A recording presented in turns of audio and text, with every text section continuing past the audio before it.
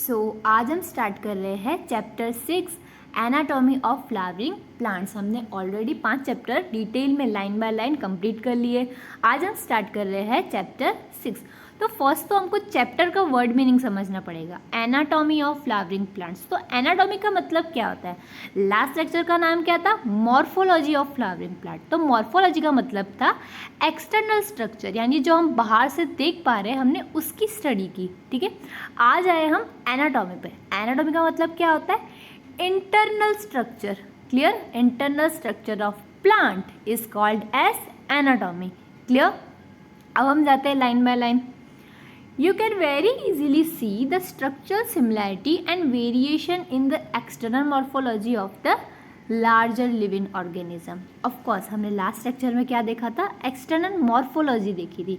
तो हम क्लियरली हम देख सकते, दो प्लांट्स को देखेंगे या दो एनिमल्स को देखेंगे, हम क्लियरली बाहर से बता देंगे हाँ इसकी हाइट छोटी है, ये कलर वेरिएशन है, तो हम उसमें सिमिलैरिटीज़ भी बता सकते हैं, ठीक है, और डिसिमिलैरिटीज़ भी बता सकते हैं, डिफरेंसेस भी बता सकते हैं बहुत ईजीली। ठीक है, similarly, if we were to study the internal structure, one also finds several similarities as well as the differences. Of course, जैसे बाहर externally हमको similarities मिलती है, differences मिलते हैं, internally भी हमको मिलेंगे। ठीक है, तो इस चैप्टर में हमको क्या फोकस करना है? इंटरनल स्ट्रक्चर पे। Clear? This chapter introduce you to internal structure and functional organisation of higher plants. तो इस चैप्टर में हम क्या पढ़ने वाले? Internal structure and functional organisation. Functional organisation का मतलब क्या होता है कि कोई सेल्स कैसे ऑर्गेनाइज किए हुए और वो ऑर्गेनाइज होके क्या फंक्शन कर रहे हैं। क्लियर? हम डिटेल में देखने वाले हैं ये। Study of internal structure of plant called as anatomy. तो आपको word meaning clear? What is anatomy? तो study of internal structure of plants. Okay, I hope ये क्लियर है आपको। Plant have cells as the basic unit. सबको पता है, ठीक है, सेल तो क्या है? Basic unit of life. सबको पता है इतना तो, ठीक है। Cells are organise into tissue. सबको पता है सेल्स किस में ऑर्गेनाइज होते हैं? टिश्यू में। यानी कुछ सेल बना के क्या बनाते हैं? टिश्यू। फिर कुछ टिश्यू बना के क्या बनाते हैं? तो ऑर्गन्स। क्लियर सबको इतना? तो plant have cells as a basic unit, cells are organise into tissue. सबको पता है। In turn the tissues are organise into the organs. Clear? Tissue किस में ऑर्गेनाइज किए हुए? ऑर्गन्स में। Different organs in plant show difference in their internal structure. Of course दो organ है तो दो ऑर्गन सेम होंगे क्या? नहीं, ऑफकोर्स सेम नहीं होंगे, तो उनका इंटरनल स्ट्रक्चर डिफरेंट होगा। ठीक है, within angiosperm the monocot and dicot are also seen to be anatomically different. हमने पढ़ा था, याद है आपको, जिम्नोस्पर्म, एंजियोस्पर्म। तो अब एंजियोस्पर्म में हमने क्या देखा था? मोनोकोट होता है, डायकोट होते हैं। अब उन दोनों का भी एनाटॉमिकल स्ट्रक्चर सिमिलर नहीं है। ठीक है, internal structure also show adaptation to diverse environment. अब किसी प्लांट में इंटरनल स्ट्रक्चर कैसे बन जाते हैं? अडेप्टेशन की वजह से बन जाते हैं। ठीक है, कि उनका एनवायरनमेंट के हिसाब, जैसे कैक्टस है, आपने कैक्टस देखा होगा, तो कैसे, मैंने एग्जांपल लास्ट चैप्टर में मॉर्फोलॉजी की बात कर रही हूँ कि उसके थॉर्न्स होते हैं, ठीक है, बिकॉज उसको वाटर लॉस नहीं करना होता है, तो ये सब क्या? अडेप्टेशन की वजह से है। क्लियर? अब हम आते हैं इम्पॉर्टेंट टॉपिक स्टार्ट कर रहे हैं हम, the tissue system. We were discussing types of tissue based on the types of cell present. अब देखो, हमको अगर टाइप्स ऑफ टिश्यू पढ़ना है ना, तो हमको क्या पता होना चाहिए? सेल्स। अब हम लोग क्यों? बिकॉज सबको पता है टिश्यू किससे बने हुए थे? तो ग्रुप ऑफ सेल्स से। तो ऑफकोर्स हमको सेल पता होगा ये कौन से सेल से बने हुए हैं, तो हमको टाइप ऑफ टिश्यू पता चल जाएगा। क्लियर? अभी तक हमने यही पता किया है कि हाँ इसमें ये वाले सेल्स है तो ये वाला टिश्यू। अब क्या देखेंगे हम? Let us now consider how tissue वेराई depending on their location in the plant body. अब हम देखेंगे कि और कैसे हो जाए। अब टिश्यू अगर डिफरेंट लोकेशन पे है ना, तो भी उसका फंक्शन डिफरेंट हो सकता है। अब आप ह्यूमन बॉडी का एग्जांपल ले लो, हमने देखा होगा कार्डियक टिश्यू। ठीक है, अगर आप टाइप ऑफ टिश्यू वहाँ पढ़ोगे ना, तो बहुत सारे आपको सिमिलर टिश्यू मिलेंगे, बट उनकी लोकेशन अलग है, तो हमने उसको नाम अलग दे दिए। ठीक है, the structure and function would also भी depend on the location. Of course जो टिश्यू है ना उसका फंक्शन किस पे डिपेंड कर सकता है, लोकेशन के हिसाब से।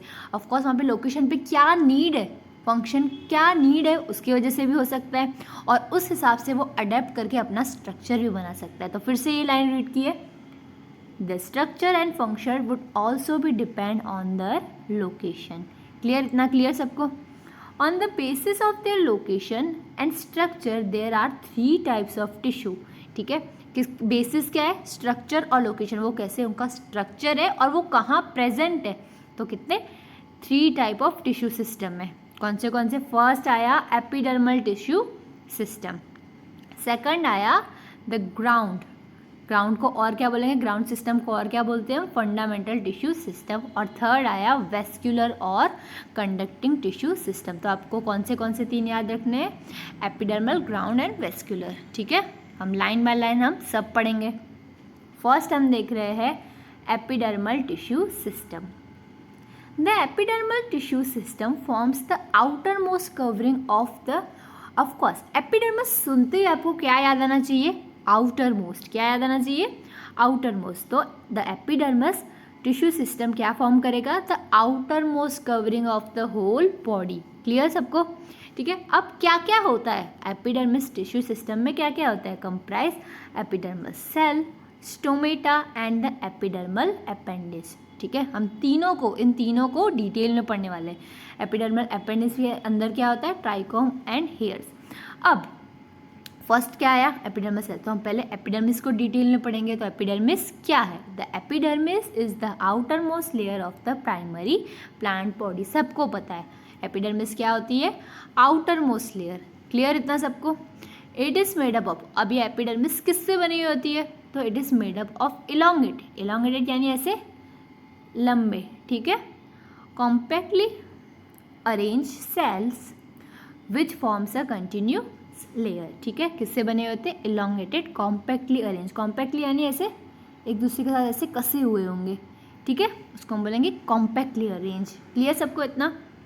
अब ये इंपॉर्टेंट लाइन है, epidermis is usually single layer. Epidermis कैसी होती है, यूजुअली हमेशा सिंगल लेयर में आपको देखने मिलेगी, single layer of epidermis.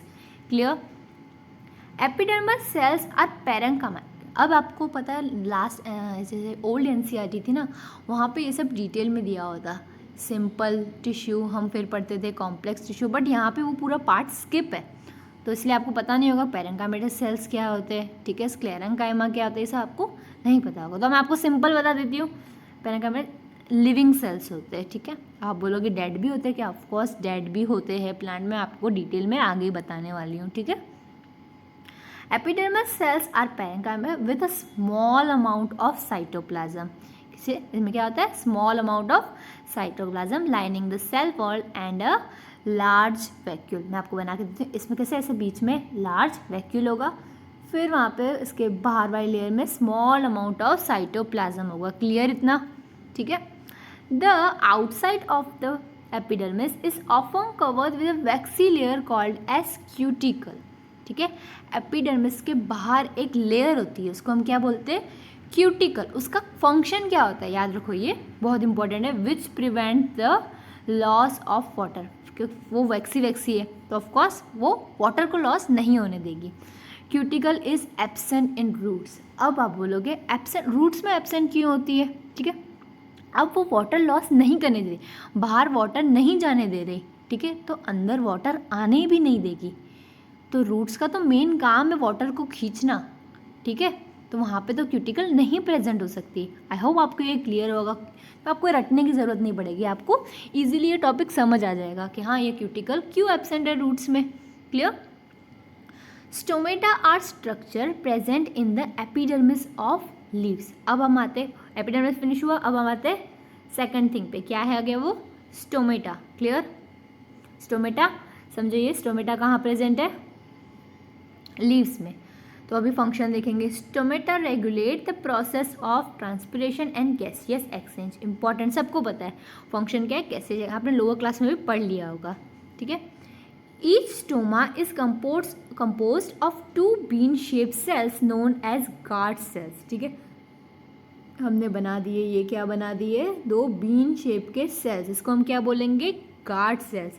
Clear. Stoma के ऊपर क्या है, गार्ड सेल्स, ठीक है, सबको पता चले। Which enclose the stomal pore, ये क्या है, स्टोमल पोर, ऑफकोर्स ये एंक्लोज कर रहा है गार्ड सेल्स, ठीक है। In grasses the guard cells are dumbbell shape, जैसे अभी हमने ये क्या है ना, बीन शेप के गार्ड्स, ये डायग्राम में देख सकते हैं, ये कैसे है, नॉर्मली बीन शेप के गार्ड सेल सबको दिख रहे हैं, बट ग्रासेस में आप देख सकते हो यहाँ पे कैसे, डम्बल शेप के। क्लियर है आपको, ये आपको डायग्राम क्लियर हुआ होगा। ये क्या है, स्टोमल पोर, उसके ऊपर क्या है, ये गार्ड सेल्स। आगे का डायग्राम समझेंगे हम रीड करते करते भी, ठीक है। The outer walls of guard cells are thin and inner walls are highly thickened, ठीक है। देख लेते हैं किसकी बात हो रही है, गार्ड सेल्स की बात है। तो उसके गार्ड सेल की इनर आप देख सकते हो, ये ब्लैक वाली, ठीक है, वो कैसी है, थिक है। और देख सकते हो बाहर वाली, ठीक है, वो कैसी है, थिन है। क्लियर, दिख रही है सबको। और जो आउटर वॉल्स का है वो क्या है, अवे फ्रॉम द स्टोमल पोर। समझो, फिर से समझाती हूँ मैं आपको, ठीक है। ये आउटर है, ठीक है, तो ये इससे दूर है ना, स्टोमल पोर से दूर है, उसको क्या बोलेंगे, अवे फ्रॉम द स्टोमल पोर, ठीक है। और ये इनर वाली क्या है, टूवर्ड्स द स्टोमल पोर, ठीक है। क्लियर इतना।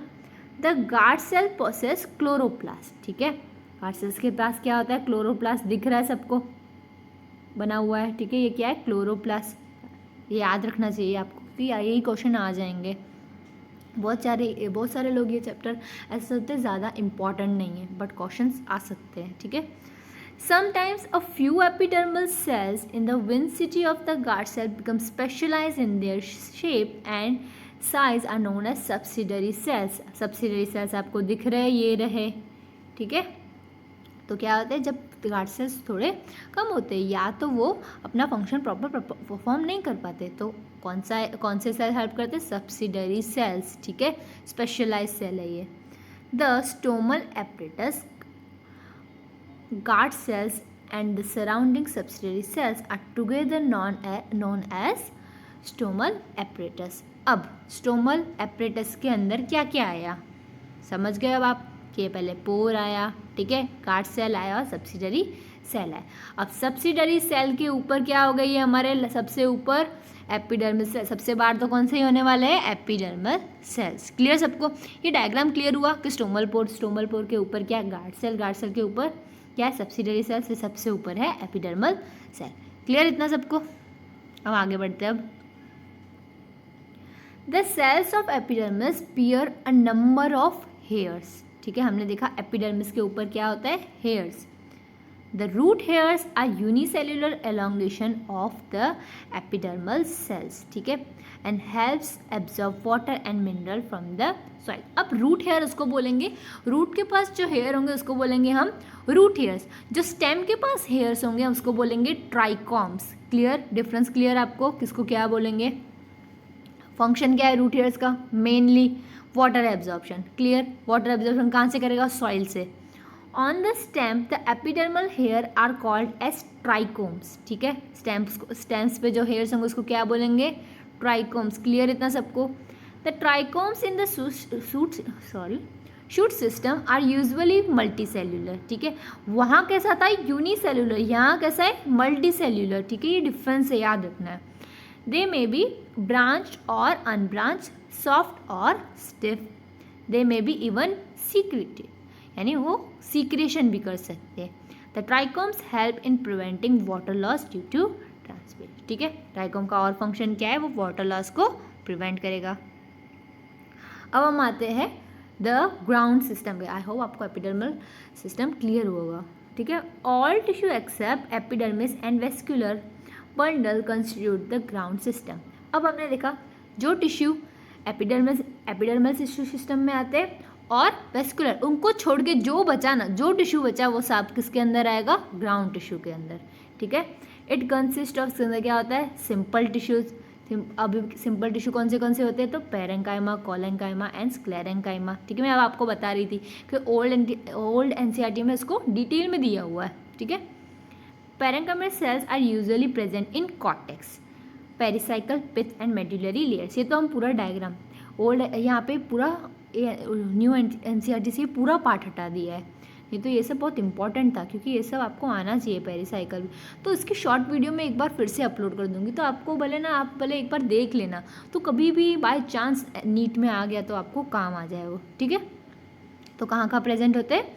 Cortex, pericycle, pith and medullary layers in the primary stem and root. In leaves, the ground system consists of thin-walled chloroplast containing cells and is called as mesophyll। ठीक है, सबको पता है। ये वाला तो मैंने लास्ट चैप्टर में डिटेल में बताया था थोड़ा सा आपको, ठीक है। In leaves the ground system consist of thin walled chloroplast containing cell को क्या बोलते हैं? उसको मेसोफिल। ये मेसोफिल वाला तो आपको ना फोटोसिंथेसिस में डिटेल में आना वाला है, ठीक है।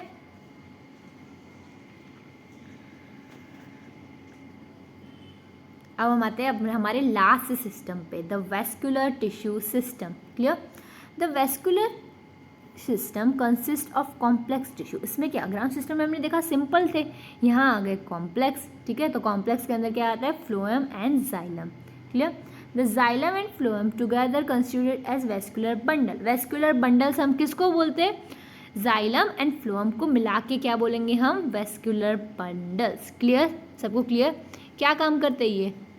सबको पता है? आपने नहीं पढ़ा तो जाइलम और फ्लोएम को पूरा ट्रांसपोर्टेशन में हेल्प करते हैं, ठीक है। वाटर एंड फूड का ट्रांसपोर्टेशन कौन कराएगा? यही करवाएंगे, ठीक है, दोनों। In dicotyledon stem the cambium is present. अब कैम्बियम क्या होता है? मैंने बोला ना जो कट किया हुआ पार्ट है, तो आपको इसलिए कंफ्यूजन होगा। कैम्बियम तो वर्ड आया ही नहीं अभी तक। तो कैम्बियम वो पार्ट है जो प्लांट की सेकेंडरी ग्रोथ में हेल्प करती है। प्राइमरी ग्रोथ क्या होती है पहले मैं आपको वो बताती हूँ। जैसे ऐसे ऐसे लेंथ बढ़ रही है तो उसको हम बोलेंगे प्राइमरी ग्रोथ, विड्थ बढ़ रही है तो उसको हम बोलेंगे सेकेंडरी ग्रोथ। तो कैम्बियम क्या हेल्प करता है? सेकेंडरी ग्रोथ में, ठीक है।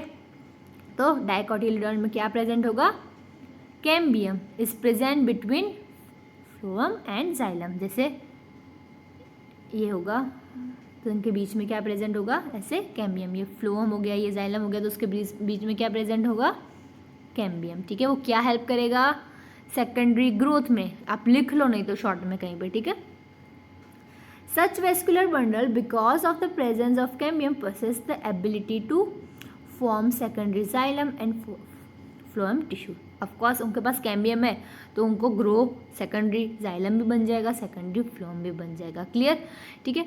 कैम्बियम ऐसे टाइप्स के बंडल्स को हम क्या बोलते हैं? Open vascular bundles. अब आप बोलोगे ओपन क्यों? बिकॉज कैम्बियम प्रेजेंट है तो वो ओपन टू ग्रोथ है, अनलिमिटेड ग्रोथ कर पाएंगे, इसलिए हम क्या बोलेंगे? Open vascular bundles. क्लियर? ये किस में प्रेजेंट होते हैं? डाइकोटिलीडॉन्स, ठीक है, सबको क्लियर होना चाहिए ये। In the monocotyledon the vascular bundles have no cambium, ठीक है, मोनोकोटिलीडॉन में नहीं प्रेजेंट होंगे। तो hence since they do not form secondary tissues, तो उनमें सेकेंडरी टिश्यूज नहीं बनेंगे, उसको क्या बोलेंगे हम? क्लोज्ड। क्लियर? तो आप अभी तक वीडियो देख रहे हो तो आप सब्सक्राइब करके जाना, ठीक है। सब्सक्राइब करना, लाइक भी कर देना और कमेंट में हार्ट वगैरह कुछ, तो मुझे पता चल कि आप मेरी वीडियोस देखते हो, okay. When xylem and phloem within a vascular bundle are arranged in an alternate manner along the different radii, the arrangement is called as radial। चलो अभी कुछ न्यू आया, ठीक है। इसका मतलब क्या है? जैसे जाइलम एंड फ्लोएम, ठीक है। ये देखो कि एक जाइलम यहाँ है, एक फ्लोएम यहाँ है, ठीक है। सॉरी, एक फ्लोएम यहाँ है, एक जाइलम यहाँ है, तो इसे अल्टरनेट है, ठीक है। ऐसे अल्टरनेट दोनों ऐसे एक साथ लाइन में नहीं प्रेजेंट है, ऐसे अल्टरनेट प्रेजेंट है, तो उसको हम क्या बोलेंगे? रेडियल। क्लियर? अब ऐसा होगा जिसमें समझो ये है, ठीक है, यहाँ पे जाइलम है, इसके पीछे ही फ्लोएम है, यहाँ पे जाइलम है, इसके पीछे, तो उसको हम बोलेंगे कॉन्जॉइड। दोनों साथ साथ है, उसको बोलेंगे कॉन्जॉइड, और इसको हम बोलेंगे रेडियल। क्लियर सबको? ठीक है। रेडियल में अल्टरनेट, एक वो ऐसे अरेंज होगा। क्लियर सबको? डिफरेंट रेडियाई होगी उसकी। क्लियर सबको?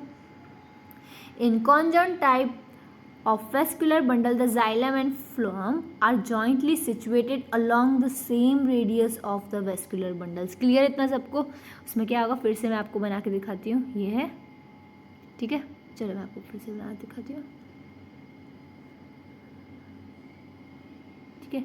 यहाँ समझो फ्लोएम है, यहाँ जाइलम है, यहाँ फ्लोएम है, यहाँ जाइलम है, ऐसे एक ही रेडियस पे प्रेजेंट होंगे, उसको हम बोलेंगे conjoint. Clear? Such vascular bundles are common in stem and leaves. The conjoint vascular bundles usually have the phloem located only the outer side of xylem. ठीक है, क्लियर? इतना तो समझ गया आप, अभी मैंने आपको बना के दिखाया तो फर्स्ट पार्ट हम यहीं पे कंप्लीट करते, सेकंड पार्ट में हम आगे देखेंगे एनाटॉमी ऑफ डाइकोटिलेडॉन, मोनोकोटिलेडॉन, सब पूरा हम डिटेल में देखने वाले। Clear? So thanks for watching.